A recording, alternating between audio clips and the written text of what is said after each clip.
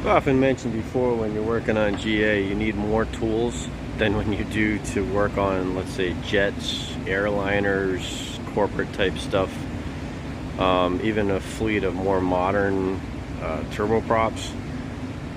It's the older planes that you end up with all kinds of really unusual tools, extra tools, things you only have one job for. Like in this case, that nut, the way Lycoming made it, is so deeply cast into that ear on the engine, so recessed into that casting.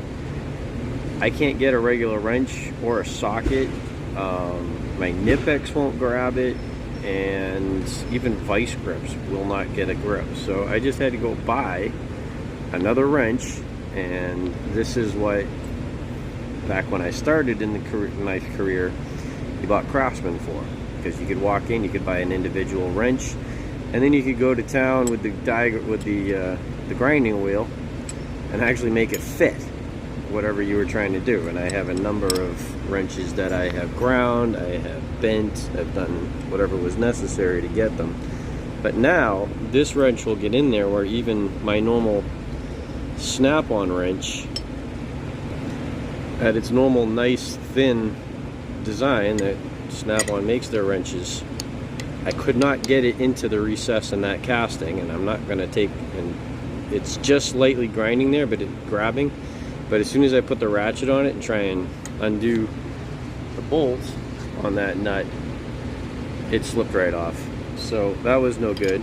Grabbing it this way didn't give me enough because I was only holding the edge of the nut. So I ended up grinding a wrench.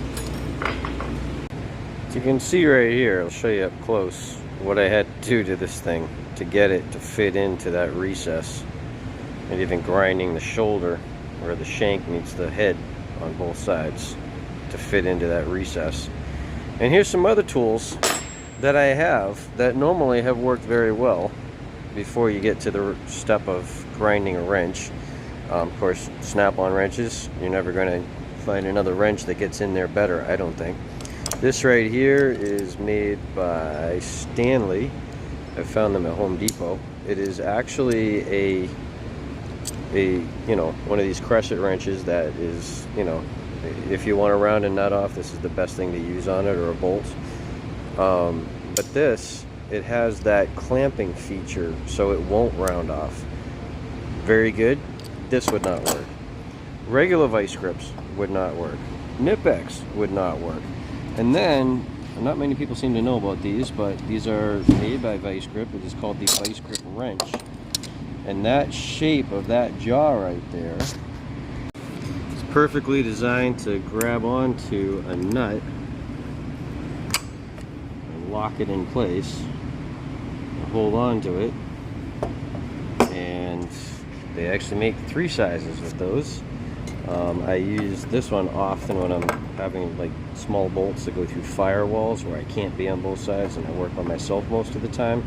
So simply clamp that on, go to town on the inside on the screw or the bolt that's going through, and this will spin until it hits something, and then it stops spinning, and now you just unthread it out. It's going to hold on to the nut, so even if it falls afterwards, it will still usually have the nut locked in the head. But those are a 10 LW, a 7 LW, and a 4 LW if you're ever looking for them. Excellent tools for every GA mechanic. Regular mechanics, yeah, maybe every now and then you'll use it, but GA, all the time. And then here's a couple more examples of the old Craftsman bar of lead feeling, highly unbalanced wrenches that you used to be able to just walk in any Sears and buy for cheap money. And the modifications I've had to make to them to be thin enough to get into places or to reach inside of an area in order to do jobs. It's just one of the things you have to do to work on aircraft, especially old GA airplanes where they never really thought about how you would actually fix it. This here is literally I think a doubler drilled off of something, but I cut this precision 7/8 inch slot because I was working inside a fuel tank where I had limited access, and there was a very thin V-nut holding a fuel level float switch in place. And this was the only tool that I could come up with to get on the stupid thing because it was so stinking thin. So you will end up sometimes just crafting something that you need to work. Here's one that you're probably going to need as well if you're going to be working on, well, I had to get this just recently actually to work on a fairly new Cessna 206. The door handles, they use this old, it's a C-clip type design, and this casting that it locks into, and this is how the door handle is held into the door. And literally I had to run over to AutoZone and buy one of these to get the door handle off, to be able to replace a broken handle on the outside to get everything apart.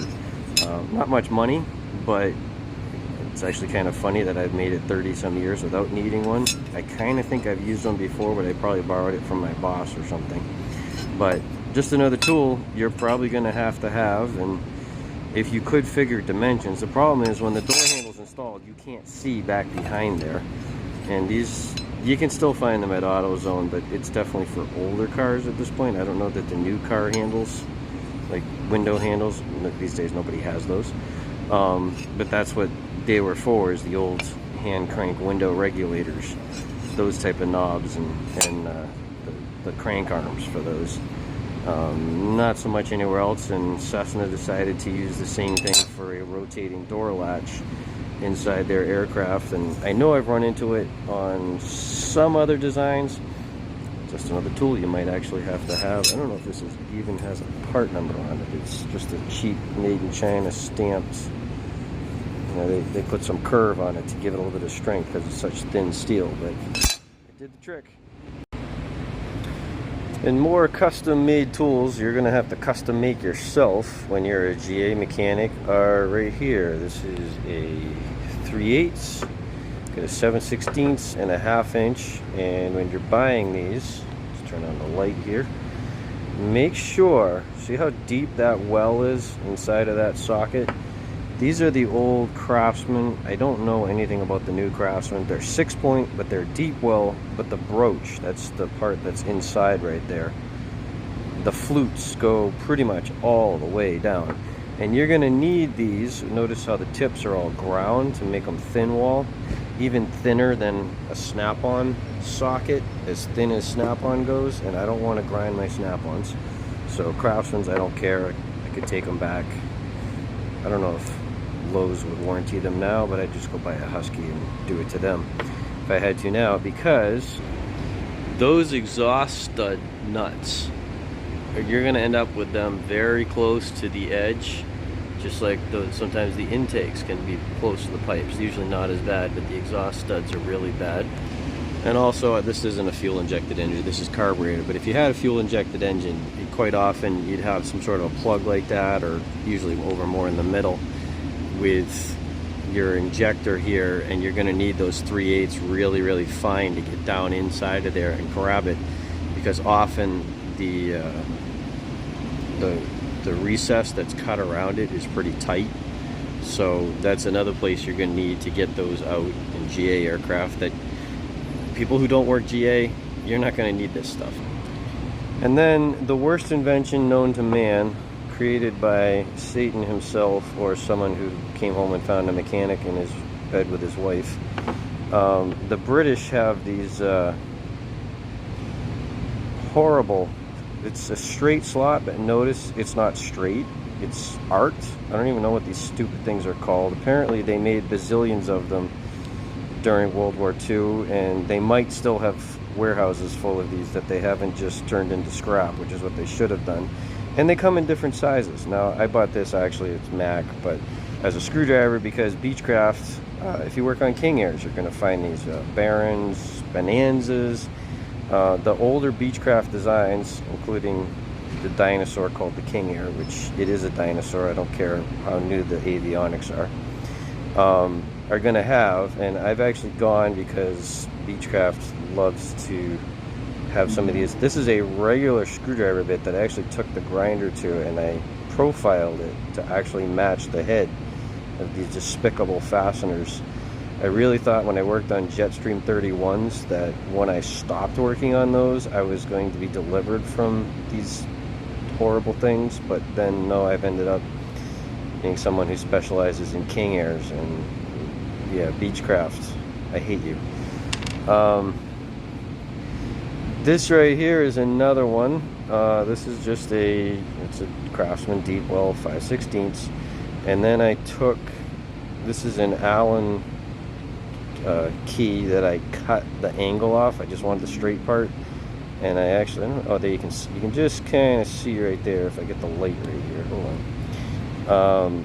I actually ground it to fit inside this socket, and the reason why is, notice that length. Lycoming engines use this really old mechanical fuel pump that's hiding there behind the igniter wire, and it has 2 bolts, just like if you ever work on an old hot rod or something that has one of these old mechanical monstrosities on it.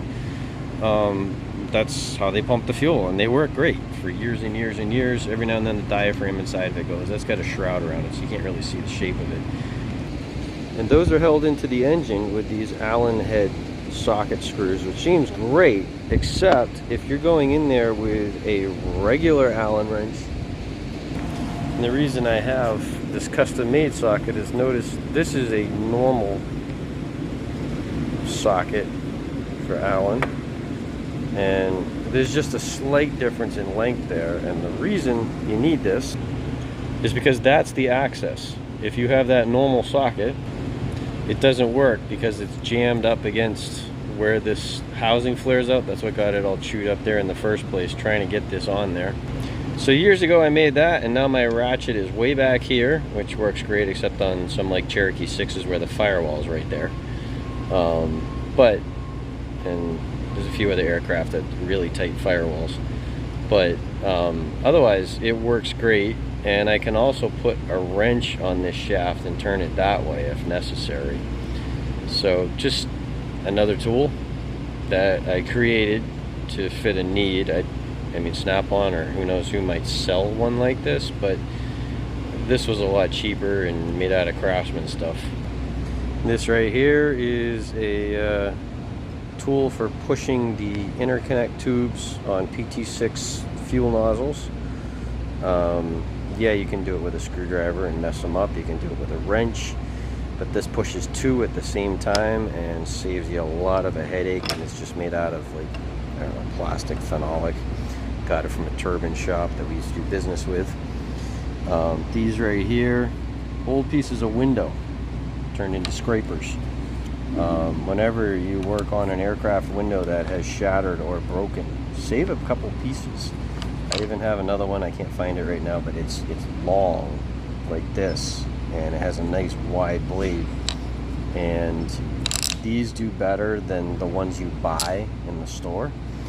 And then this right here, regular old putty knives, but rounded, so that this is for getting between TKS panels and the leading edge of a wing skin, which is, I don't know, 32, maybe less thickness than that. And you can't put anything thick in there, and you can't put anything with an edge or it will just tear the aluminum. So this is what we'd use to get up under the edge, hammering them in. And then these right here, it slightly bent the tip. You can sort of see that there is a bend to it there. Yeah, but the big thing is those corners. It's a focus. We ground them over, and we also ground the edge so it's nice and round, so that it would not gouge up the material, because there was a, you know, titanium TKS panel, aluminum skin, and then PRC in between, and this got in there where we needed it. And then here's a couple of my shivs for dealing with other mechanics that are problems, or oil filters in odd places where I need to drain them. Continental, I don't know if I have one in the hangar right now to show you, but they have this hideously bad design where the oil filter stands straight up and screws down onto the back of the engine, in a horrible place to get to. And when you go to pull it off, it just dumps oil everywhere. So I made these, ones shorter, ones longer, because it's different accesses for different aircraft. It's just regular number 2 Phillips that the head started to strip, so what better thing to do it with?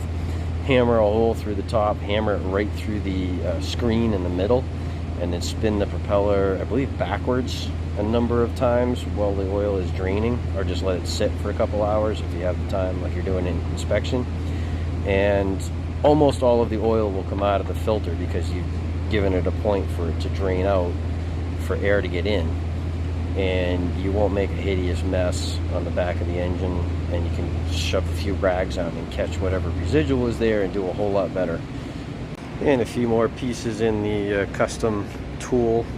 These are bullets. These are actually literally an old boat bolt from, these are wing bolts in particular off of Cessna Caravans.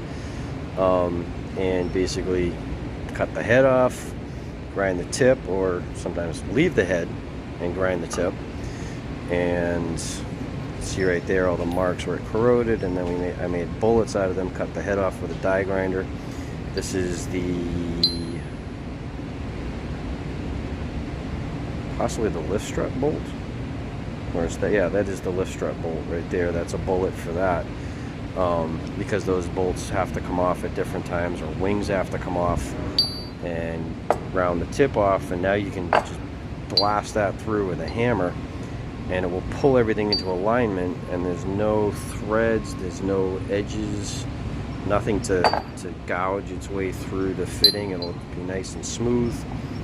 Obviously grind, sand the whole outside of it down a little so it's a couple thousandths smaller, and it will help slide through the hole. And then the whole trick with the bullet is you put the real bolt behind it and you drive the real bolt through, and as the real bolt goes, everything is already aligned until you can just drive that bolt home, and now you haven't gouged everything up. And make sure, of course, LPS 3 that within an inch of its life going in, so that hopefully it won't be corroded too bad when you go to take it out again.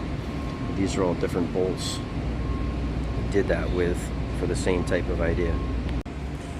And my last one here, and I believe I've showed this in another video, this is for building up wheels. When the wheels come apart, they look like two pie plates bottom to bottom, and the wheel goes around, the tire goes around the wheels, and you have to bolt them together. There's a bunch of alignment, they'll have a bunch of bolts, and quite often you'll find, until the tire, the bead gets actually up on the rim of the wheel where it's supposed to go, it's gonna fight back against you, and you have to be really careful when it separates, that if it's a tube type or a tubeless, the O-ring might come loose when the halves are kind of floating around. And tube type, the tube might get pinched between the wheel halves, and you'll get a hole in it, and everybody gets upset when that happens for some reason. So this right here, and actually I got this from a mechanic who literally did these for a living, and I gave him something he really liked, and he gave me this. Basically it's just a chunk of all thread, some wing nuts of the correct thread. Now these are bearing drivers. I bought a whole kit of them. You want them big enough so they're actually pulling on the wheel and not on the wheel bearing. That's why I went for the two biggest sizes in the kit. And you put them this way so they're actually hitting the flange of the wheel around the bearing and not pulling in on the bearings themselves, just so you're not stressing anything. And then literally you just crank the wing nut down and it pulls the wheel together nice and securely. You can tell everything's lined up, and you can just literally drop the wheel bolts in and start the nuts, tighten them all down, and you're not fighting with this thing always floating and pinching and taking a chance on rolling an O-ring out or pinching or any of the issues that you'd have otherwise. You can put this all together. You could even just use giant washers. You could use big sockets, chunks of plastic. As long as they will fit into the wheel, even pieces of wood would work just fine. Easy to make.